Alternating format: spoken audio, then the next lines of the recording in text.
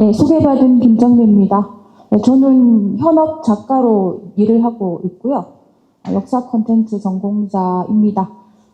예전엔 국사학을 전공해서 여기 오신 기관분들하고도 조금 접점이 있을 것 같긴 한데, 여튼 뭐 반갑습니다. 이렇게 하면 되나?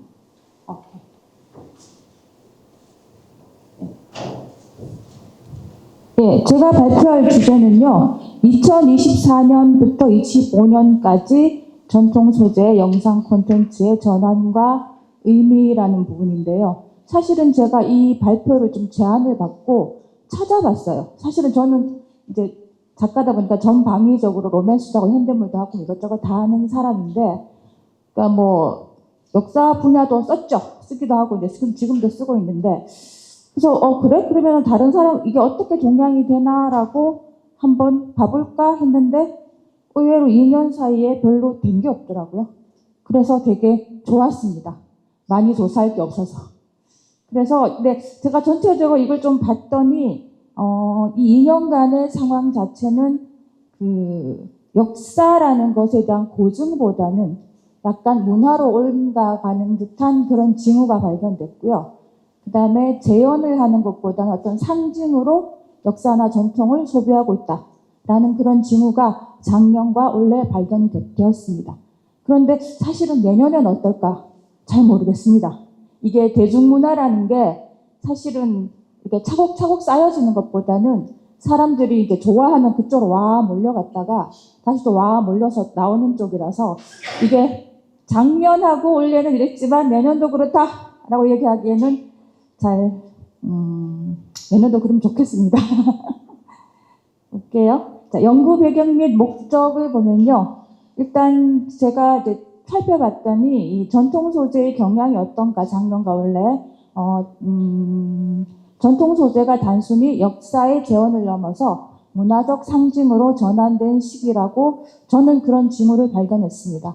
이 징후의 어떤 한 축을, 그러니까 이렇게 변하게 된 축을 담당하고 있는 것이 아무래도 이제 OTT 플랫폼이 확산된 거죠.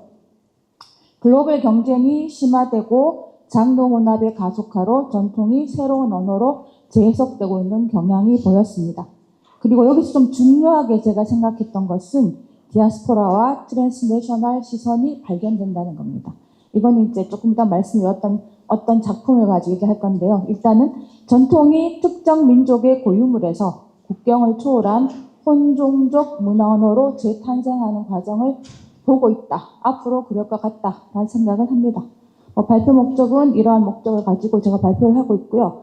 핵심 문제의식은 최근 전통은 고정된 과거가 아니라 현재 문화 산업 속에서 재생산되는 상징적 자원으로 이해되고 있다는 겁니다. 누구에게? 관객들에게요.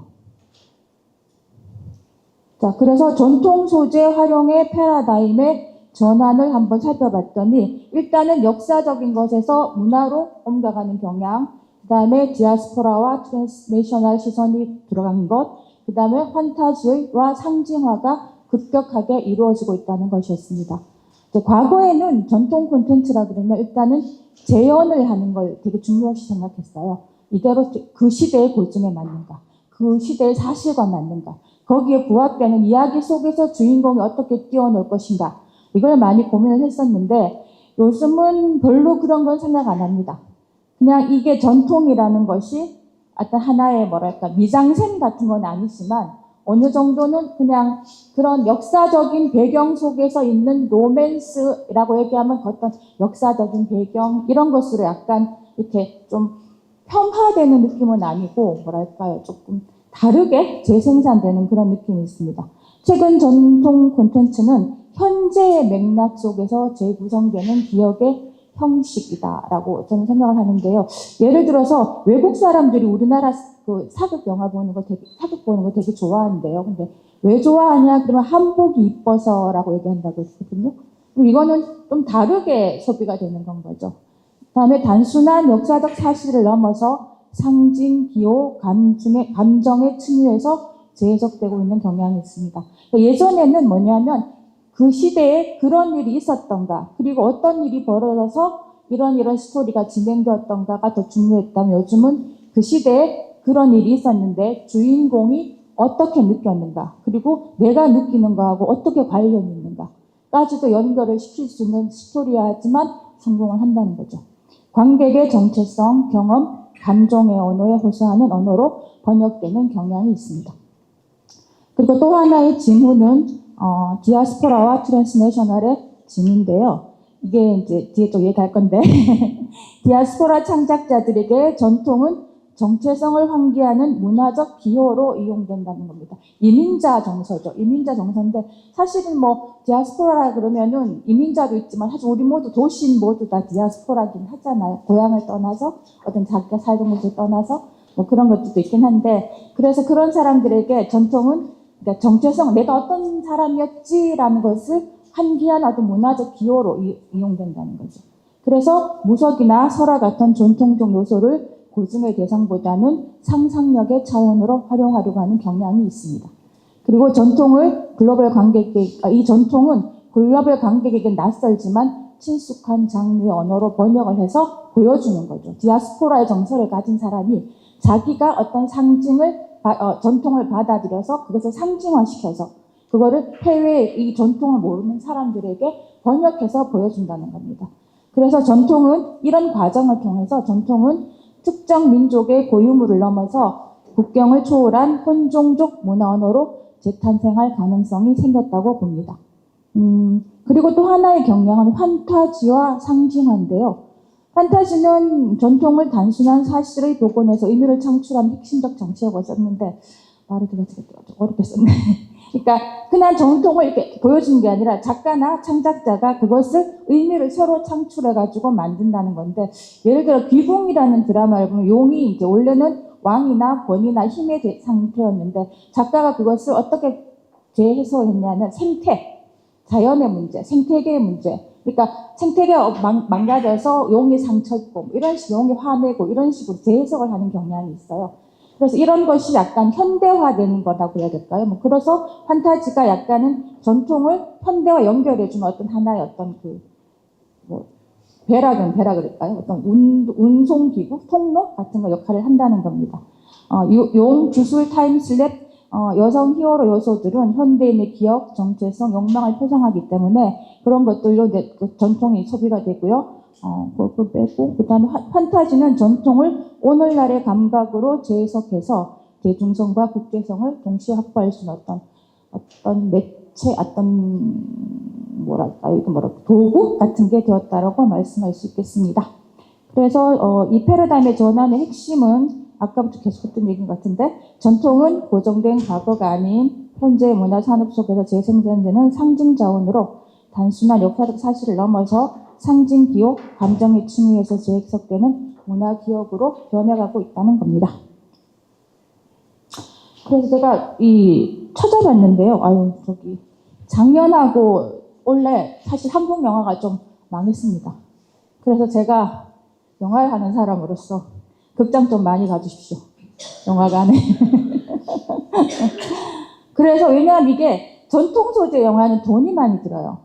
사실은 처음에 사람들이 이게 영화를 여러분들은 이제 한국을 하시는 분이니까, 근데 저는 이제 현업직 하는 사람이니까 일단 어떤 소재를 정할 때 이게 버젯이 어느 정도인지부터 먼저 고민을 합니다. 그래서 이게 현대극이 될지 사극이 될지 이렇게 될지 고민하는데, 최근에 영화가 좀 안 좋아서 실제로 역사 영화가 안 만들어졌어요. 솔직히 말하면 파묘가 역사 영화는 아니잖아요. 그러니까 전단이란 영화 외에는, 이것도 영화가 극장 개봉이 아니라 넷플릭스 개봉을 했거든요. 그러니까 그 외에는 만들어진 게 없어요. 근데 여기 코로나 때문에 일어난 징후라고 생각되는데, 코로나 이전에 여러분이 보셨던 명량, 한산 이런 것들 극장에서 스펙타클하게 1,700만 명씩 동원하고 이런 영화들이었는데, 이게 이제 사극이라고 해서 역사 영화라고 하는 것이 돈이 많이 들다 보니까 일단 기획을 안 하고요. 기획하다가 돈 많이 들면 엎어지고 이러면서 영화가 많이 안 나와서 결과적으로 나온 이게 전통 소재 영화라는 게 뭐가 있을까? 제가 눈을 씻고 막 찾아봤는데 한국 영화로는 딱 2편밖에 없었습니다. 이게 이제 전통 영화라고 할 수는 없지만 전통 소재로 했다는 것 때문에 파묘하고 뒤엉급할 전란입니다. 또 파묘는 비교적 성공을 했어요. 1200만 명 관객으로 성공했고, 이 앞에 제가 제 앞에 놔두고 이렇게 김고은 씨가 이렇게 하는 그 장면이 되게 유명하죠. 풍수나 굿 등의 무속 의뢰를 호러, 스릴러 문법으로 접목해가지고 성공을 거뒀습니다. 그리고 약간 국내 내수용이었죠. 이게 친일파 문제나 뭐 식민지 강점기에 있었던 어떤 여러 가지 일들에 대해서 약간 한풀이 하는 그런 느낌으로 들어서 약간 국수적인 느낌이 좀 드는 영화긴 했었는데, 그래서 이게 좀 성공을 한 것 같아요. 그리고 공포란 어떤 감정적인 어떤 리얼리즘, 감정적으로 겪고 있는 어떤 것을 영화로 체화시켜가지고 이제 사람들이 무섭다라는 느끼면서 많이 보게 만드는 게 있었던 것 같습니다. 무속을 감정적 긴장과 상징의 코드로 전환해서 성공한 사례입니다. 다음은요, 말씀드렸던 전란이라는 영화인데요. 굉장히 심지어 강동원이 나왔는데 망했습니다. 이게 그리고 박찬욱 감독님이 대본을 쓰셨거든요. 그래서 꽤 많은 사람들이 여기에 이제 조금 기대를 했었는데, 저는 이 영화가 왜 망했냐고, 망했다고 하면 안 되나? 이 영화가 왜 잘 안 됐냐 하면, 너무 옛날에 본 것 같은 영화였어요. 그러니까 한국 영화의 르네상스 시기, 특히 역사 영화의 르네상스 시기에 늘 봐왔던 것 같은 그런 구도를 계속 답습을 했거든요. 왕이 나오고, 나쁜 왕이 나오고, 뭐 핍박받는 뭐 노비 계층의 아이가 나오고, 계급 갈등을 겪고, 그 다음에 전투신이 좀 나오고, 이런 것들이 왠지 어딘가 옛날에 본 듯한 느낌적 느낌이 드는 영화였다는 거죠. 그래서 이거 넷플릭스라는 건 굉장히 쉽게 접근할 수 있는 매체임에도 불구하고 100만 정도밖에 시청을 안 했대요. 그래서 좀 안타깝긴 한데, 특히 여긴 고증도 잘 되고, 그 카메라 이런 그 미장센이라 그러나요? 카메라 그 움직임 같은 것도 굉장히 좋고, 돈도 좀 많이 든 영화인 것 같은데, 투자 회수가 실패했어요. 그래서 그리고 감정 몰입, 보편적, 장르적 재미가 부족한 때문에 약간 영화가 좀 안 됐다고 생각합니다. 자, 그 다음에는 이 문제의 캐데논인데요. 사실은 이거 우리나라 영화 아닙니다. 아니죠. 다 캐데논 좋아하지만 우리나라 영화 아니고 미국 소니에서 만든 영화인데, 소니도 돈은 많이 못 벌었대요. 결과적으로 넷플릭스에서 많이 벌었다 그러는데, 소니가 다 저작권 다 넘겨가지고 넷플릭스가 그냥 개탔다 그러는데, 이 K-pop 데몬 헌터스는 전 세계 3억을 시청했다는 시점이 제가 10월 달에 이게 아마 이거 쓸 때라서 아마 더 봤을 수도 있어요. 그러니까 뭐 넷플릭스 93개국 톱10 이것도 지금도 더 상향이 됐을 것 같고요. 내용은 K-pop 걸그룹 무속 히어로 액션의 혼합인 장르라는 거죠. 이게 왜 인기가 있는가라고 여러 사람들이 얘기를 많이 하는데, 이걸 사실 만든 사람이 뭐 돈은 미국 소니가 됐지만, 만든 사람은 사실 우리나라 교포들이 만들었잖아요. 미국이나 캐나다에 가 있는 우리나라 교포들이 한 50배, 60% 정도 참여를 하고, 그리고 한국에 있는 또 뭐 아티스트 참여하고, 뭐 노래가 좋죠, 일단. 그런 사람 참여해서 만든 그 작품이다 보니까 거기에 녹아있는 어떤 전통이라는 것 자체가, 그러니까 우리가 한국에 살고 있는 사람이 경험하고 있는 전통이 아니라 뭔가 좀 떨어져 있지만 그립고 갖고 싶은 전통인 거죠. 내가 거기 소속돼 있지만 내가 살고 있는 곳엔 없어. 그렇지만 그것이 좀 좋아 보이고 내가 좀 있었던 거가 나의 것인 걸 자랑스러워하고 그래 보이고 싶은 전통이고, 그것을 또 이 교포들이 좋은 장점은 뭐냐면은 이걸 나의 것으로 체화한 다음에 나랑 다른 문화에 미국 문화에 살고 있는 사람들이니까 나와 다른 어떤 그 기원을 가진 아이들, 예를 들면 뭐 미국이나 어떤 유럽의 아이들이 이걸 이해하기 쉽도록 번역을 해줬다는 거예요. 그러니까 이 디아스포라의 정체성을 가진 교포들은 반반인 거죠. 그러니까 미국 문화에도 속해 있지만 한국적인 것을 알고 있는 사람, 그리고 이것을 알고 있는 것을 자기가 완전히 알고 있지는 않아. 그래서 약간은 좀 판타지와 팬시화된 영향이 있는 거죠. 그걸 팬시화 시켜서 그것을 외국인들에게 소개할 수 있게 됐다는 것이 이 K-pop 데몬 헌터스의 성공의 요인이라고 생각합니다. 그러니까 말하자면 그 마블의 히어로 그 구조에 전통의 어떤 얘기가 얹히는 거죠. 한국 전통이 얹히니까 사람들이 내용은 되게 받아들이는 쉬운 내러티브야. 그런데 얹히는 내용은 굉장히 이국적인데 엑조틱한데? 라고 생각하면서 이것을 보게 된 것이 아닐까라고 나름 분석이 됩니다. 그래서 그 다음에 보면 전통 소재 영화의 성공과 실패 요인을 보면요, 뭐 대충 정리를 해놓은 겁니다. 이렇게 해서 이런 것들 때문에 이렇게 된 것 같다. 결론은 전통 소재의 성패는 감정적 리얼리즘. 그러니까 관객이 그때 어떤 일이 있었는데 그것을 있었던 것이 그런 일이 있었구나 해서 끝나는 게 아니라 그런 일이 있었는데 그런 일을 당한 애의 감수성을 느끼고 그 감수성이 나와 얼마나 비슷한가까지 생각을 하는 것이 중요하다. 그 다음에 상징화, 혼종성의 확보 여부에 좌우된다고 생각합니다. 자, 그 다음에 영화는 3편밖에 안 됐는데요. 드라마는 좀 됐어요. 드라마는 한 7편 정도 만들어졌는데 사실은 이것도 예전에 비하면 숫자가 적습니다. 예전에는 이게 한 해에 한 10편 정도씩 만들어졌거든요. 드라마는 계속 돌아가고 3, 4에다가 요즘은 뭐 JTBC에다가 뭐 많잖아요. 넷플릭스도 있고 OTT도 있고 많은데 옛날에는 한 해에 한 10편 정도 나왔던 것 같은데 보니까 2회에 7편 정도가 나왔어요. 자, 밤에 피는 꽃, 뭐 다 보시면 드라마 분도 계실 것 같은데 밤에 피는 꽃이 시청률이 좋았어요. 여성 의적인데 이한이가 연기를 잘하죠. 그 다음에 옥시 부인전은 노비 출신 여성이 법률가로 성장하는 얘기입니다. 우씨 부인은 고대의 그 고구려 시대 우씨 부인 이야기를 좀 이제 당차게 만든 거고, 그다음 환상연가는 뭐 약간 이중 성격, 다중 성격의 왕과 뭐 이런 얘기들이 약간 그러니까 가상 공간에서 일어나는 가상의 국가에서 일어나는 그런 일인데, 요거는 시청률이 좀 안 좋았어요. 완성도가 조금 떨어졌던 것 같습니다. 그 다음에 올해 영화로는 원경이라는 게 있어요. 연초에. 이건 조금 독특했던 게 태종 이방원의 부인이었던 원경이 주인공입니다. 보통 정치극이라 그러면 뭐 태조 나오고 뭐 태종 나오고 세종 나오고 그러는데 그 부인은 어떤 생각이었을까라는 것을 저도 사실은 쓰면서 늘 생각해봤거든요. 왜 그렇게 안 쓰지 사람들이?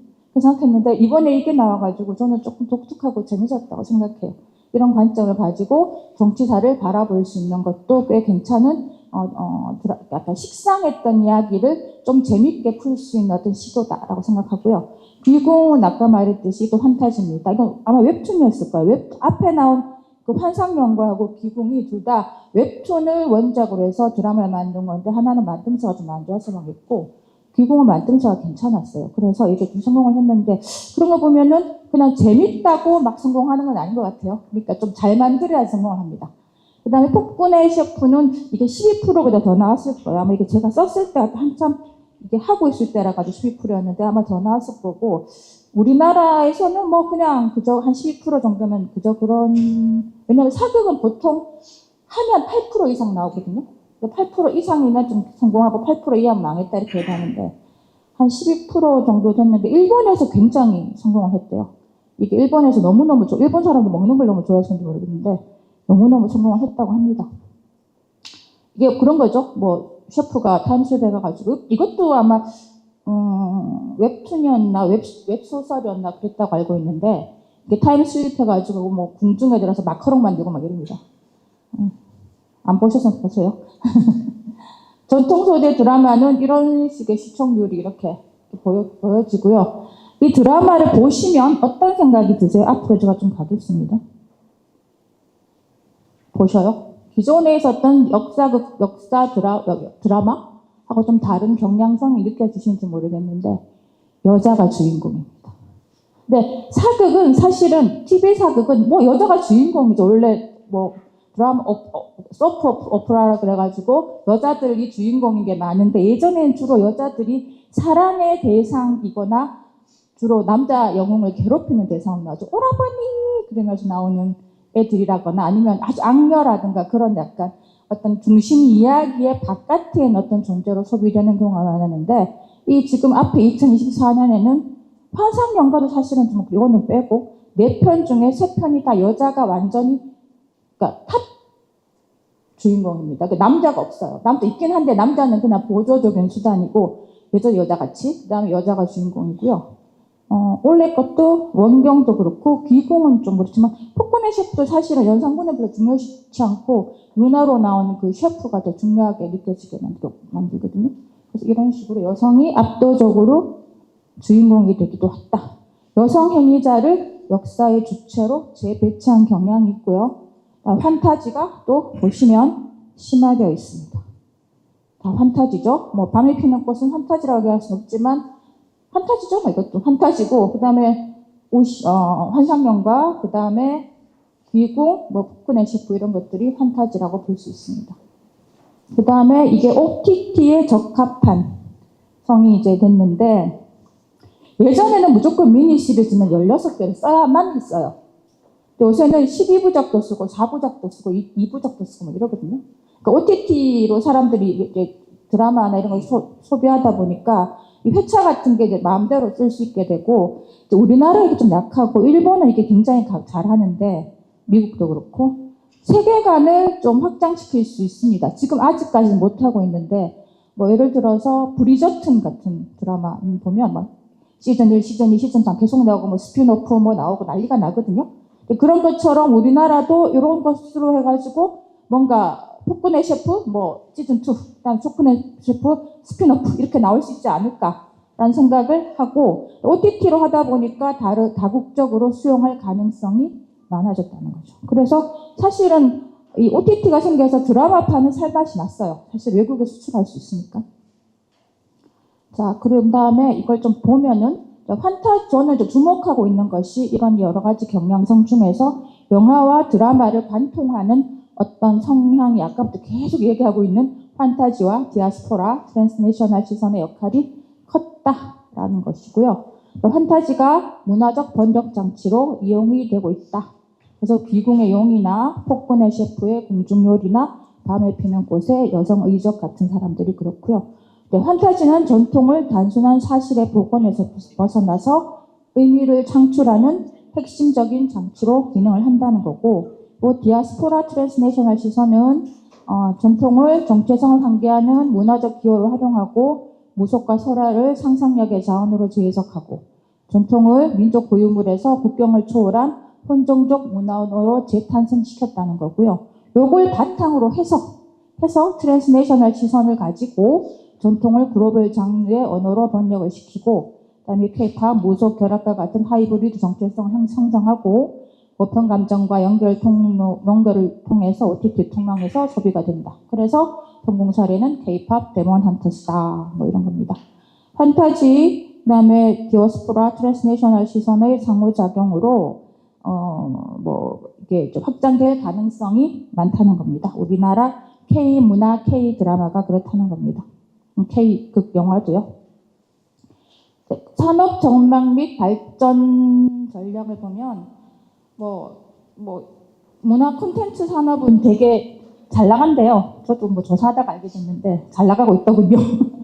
2024년에 2.9조 달러라니까 얼마인지 저는 상상도 할 수 없는 금액인데 5년 사이에 2.5조 이렇게 쓰면 되게 작아 보이지만 엄청 많이 느는 거죠. 그래서 성장이 예상되고, 그 다음에 정부 정책은 뭐 매출을 300조 원 늘리고 콘텐츠를 50조로 하겠다, 수출을 하겠다 이렇게 하시고, 한국 콘텐츠 산업은 지금 세계 7위 정도 된대요. 몰랐어요, 이렇게 되는지. 7위 정도, 뭐 K-팝은 다 포함해서 그렇겠죠. 7위 정도 되고, 뭐 전통문화 산업 생태계를 위해서 뭐 정부에서 이런 거를 기본 방향을 수립하고 계신답니다. 계신지 안 계신지는 잘 모르겠습니다만은. 그 다음에 영화 분야는 조금 문제예요. 지금 제가 영화 분야를 쓰고 있어서 영화 분야가 좀 문제인데, 극장 단독 모델의 한계를 극복을 해야만 할 시점이 왔습니다. 사실 옥자라는 그 봉준호 감독님 영화를 개봉할 때, 넷플릭스 개봉할 때마다 여러 가지 말이 많았거든요. 극장은 어떻게 할 거냐, 극장은 어떻게 할 것인가 뭐 이랬는데, 그게 이제는 뭐 당연하듯이 그렇게 돼서 요즘은 이제 동시 개봉하는 경우도 있고요. 그 다음에 개봉을 하고 금방 OTT로 후행 개봉을 하는 것이 당연한 것처럼 돼 있고요. 그 다음에 이제 과연 그 영화만으로 되는가? 그래서 애니메이션과 하이브리드 포맷의 개발로 다양한 장르로 만들어 가야 된다라는 논의도 있고, 그 다음에 해외 공동 제작을 통한 투자 리스크 분산 및 글로벌 시장 진출을 해야 된다. 사실은 해외 공동 제작 많이 합니다. 모르시는지 아시는지 모르겠지만 특히 일본 자본이 좀 많이 들어와 있기는 해요. 일본 애들이 드라마에 많이 돈을 투자합니다. 우리나라 드라마에. 드라마 분야 같은 경우에는 여성 주체성 판타지 체험적 요소가 이제 재미를 봤으니까 앞으로도 계속 그렇게 하는 것이 좋을 것 같고, 그 다음에 시즌제 및 세계관 확장, 아까 했듯이 그런 걸 좀 하는 게 좋을 것 같고요. 그 다음에 여기 뭐 드라마 중요한 건 자막, 더빙 이런 것들을 조금 지원을 해야 되지 않을까 생각합니다. 그 다음에 IP를 확장해서 이거 드라마 및 영화 IP를 기반으로 해서 게임 전시, 관광, 뭐 푸드, 굿즈 같은 걸 확장할 수 있지 않을까. 이러면 뭐 쉽게 얘기하자면 폭군의 셰프의 그 마카롱을 뭐 어디서 만들어서 먹게 한다거나 뭐 그런 것들이 있으면 좀 재밌겠죠. 그다음에 전통 소재는 지역 축제, 투어 등 로컬 체험 콘텐츠와 같이 결합하기 유리하고 2028년까지 1조 원 규모의 K 콘텐츠 미디어 전략 펀드가 조성이 된다고 하니까 기대를 하고 있습니다. 그리고 2026년도에 이 전통 소재 영상 콘텐츠겠죠. 제가 영상을 뺐네요. 영상 콘텐츠 트렌드를 예측을 하자면 여전히 초자연적이고 판타지적인 그런 장르가 지속될 가능성이 큽니다. 그래서 뭐 지금 만들어지고 있는 영화를 제가 가지고 왔는데 현혹이라고 하는 영화가 지금 만들어진 뱀파이어 영화래요. 1930년대를 배경으로 한. 그 다음에 설화 기반을 하고 여성 캐릭터를 강화한 또 드라마가 만들어지고 있다고 하는데 오늘부터 인간입니다만이라는 이게 아마 웹툰일 겁니다. 그 다음에 뉴트럴 시대극이도 보상해서 여러 편이 만들어지고 있대요. 지금 근데 아마 이게 1980년대, 90년대의 어떤 그런 배경으로 한 게 나오는데 아마 이거는 MZ세대를 겨냥한 뭐 그런 것도 있을 것 같고, 그 다음에 지금 최근에 우리나라가 조금 정치도 혼란했잖아요. 그 혼란한 상황이 왜 이렇게 되었는가 내지는 그런 상황에서 어떻게 극복했는가 이런 것들을 좀 알고 싶어서 이런 드라마가 만들어지는 게 아닌가 싶습니다. 전통 소재, 2026년 전통 소재 콘텐츠는 과거 향수를 자극하면서도 현대적인 감각으로 재해석돼서 새로운 시청층을 확보할 전망으로 보입니다. 핵심 요약은 뭐 아까 말씀드렸던 그런 것들이고요. 국내 시장 전략은 그럼에도 불구하고 판타지가 있고 뭐 어쩌고저쩌고 해도 디아스포라니 뭐니 해도 역사적 진정성이 있는 것이 좋습니다. 역사극이라 하면은 역사적 파묘 같은 경우에도 사실은 그게 역사적이라면 어떤 재래의식의 진정성이 있었으니까 사람들이 좋아했다고 생각하거든요. 파묘 행위나 아니면 그 어떤 역사 해석이나 뭐 친일파 문제나 여러 가지 친민지 청산 같은 문제들이 좀 진정성이 있었기 때문에 사람들이 그것에 공감할 수 있었다고 생각하기 때문에 국내 시장 같은 경우에는 역사적 진정성과 깊이 있는 서사가 반드시 필요하다고 생각합니다. 전통적 소재의 문화적 의미를 탐색하고 관객의 정체성, 공감대 형성이 중요하고요. 해외 시장은 뭐 캐대헌의 성공의 예를 좀 따라가면 되겠죠. 혼종적 장르 결합과 보편적 감성, 트랜스내셔널 지선을 확장하고 글로벌 관객의 수용성을 높일 수 있어야 되고, 산업 발전 전략은 OTT, IP 확장, 해외 공동 제작 같은 것들이라고 생각합니다. 그래서 제가 말하고 싶은 결론은 전통이라는 게 더 이상 과거에 박제된 유물이 아니라 현대 문화 산업 속에서 끊임없이 재생산되는 살아있는 이야기의 원천이고 정체성의 기호, 감정의 언어, 글로벌 소통의 매개로 기능하고 있다는 것을 강조하고 싶습니다. 아마 앞으로 영화도 드라마도 계속 그럴 것이라고 생각하고 그러기를 희망합니다. 네, 제 발표는 여기서 끝내겠습니다.